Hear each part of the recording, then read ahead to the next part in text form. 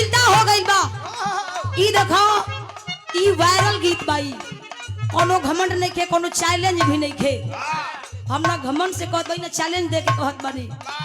ये गीत के गावे वाले खेसारी लाल यादव जी गौले बानी, लेकिन बिरहा जगत में गीत के हम गौली अब बहुत ये गीत चर्चा में बा।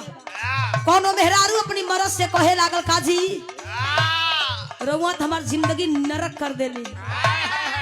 अब मेहरारू जब नैहर में आईली हो तो सखी सहेली कहे लगनी का हो तुहार कैसे कैसे बीतल हो।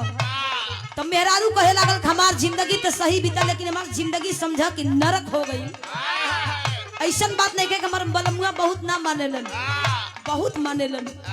रसगुल्ला तो थाली में दाखिल लिया वाला। अच्छा कलश के बलमुआ बहुत मानेलन। उ कहत बा फर्क तने बा का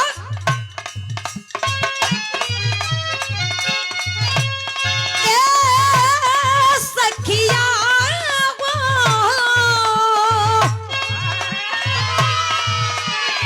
ए सखिया वो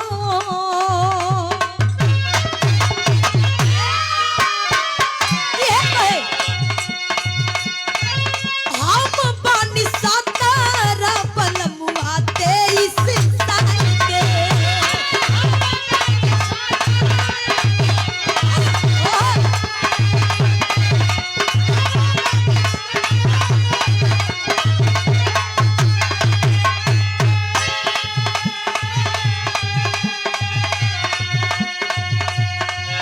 हम ना कहते एजा के बात नहीं किया त लमसम्बा यहाँ बराबर दिखत बनी जा। वो मेहरारू अपने नैहर में अपने ससुरा के बात करे कैसे मास्टर हम पानी सातारा बलमुआ तेईस साल के।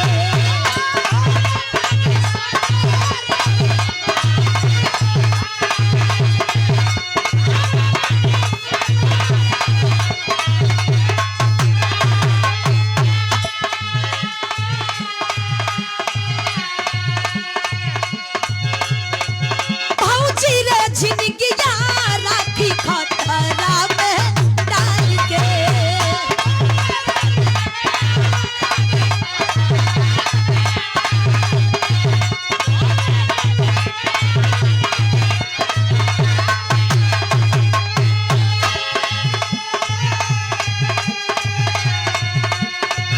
भौजी रे झिनगिया राखी खतरा में डाल के। केतनो कोई निमन तो सुतैबे नु करी।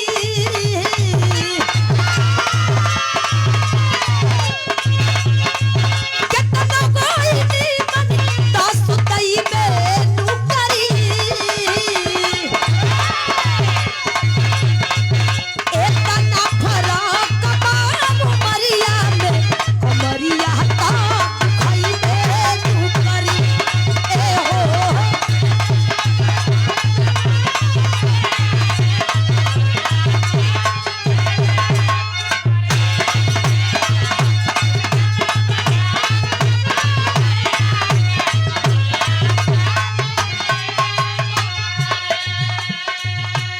और ये सुंदर माला दे करके और 101 रुपए दे करके सम्मानित किए हैं रवि रेडियो दुबारी मऊ से, जिनका साउंड का जवाब नहीं है पूरे पूर्वांचल में। व्यवस्था बहुत बढ़िया, कितनों लगातार कार्यक्रम चली, लेकिन ये साउंड मिलने के बाद आभास नहीं होला, अपने आप के बहुत संतुष्टि मिले ले। आदरणीय आप श्री हमारे गार्जियन केदार यादव जी, आपके चरणों में कोटि कोटि नमन, बहुत बहुत धन्यवाद, नमस्ते प्रणाम। आप हम लोगों के नमस्ते प्रणाम बा कहे कैसे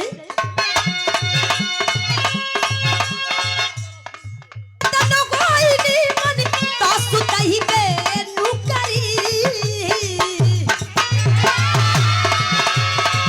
केतनो कोई निमन तो सुतहिबे नु करी।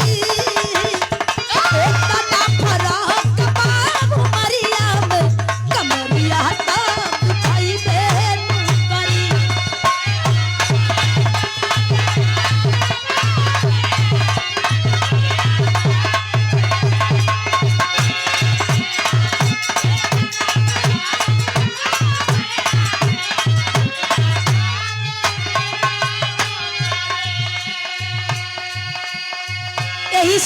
कहिला एकदम सच्चाई कहिला हाँ, कि मेहरारू बहुत बढ़िया होली, बहुत खतरनाक होली। बहुत धोखेबाजो होली। मेहरारू अपनी मर्द से खुश बा, हाँ, तो कहिए जी हाँ, चली खा ली ना, हाँ, कबले उपवास करके रहो। हाँ, अगर नाराज बा मर्द 24 घंटा ना 48 घंटा उपवास करी। बाबा, अगर मेहरारू बहुत मनसा के पूछबो कि कहिए चलो एक थरिया हुर ले, अरे अगर औरी कुछ आ जाई हाँ, तब कहे कि दो गला खइबो तो खा नहीं तो तोप दे। उ कब बड़ाई करी कब बुराई करी कोनो गारंटी नहीं बा। मेहरारू अपनी मर्द से कहत बा कैसे भले शादी क के लैला टच नहीं कर दे,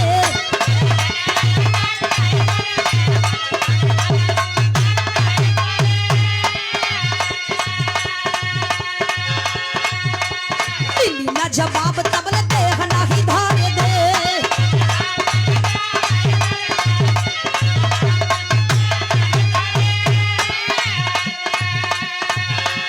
भले शादी क के लैला टच नहीं करे दे, मिली ना जवाब तबले देह नहीं धारे दे।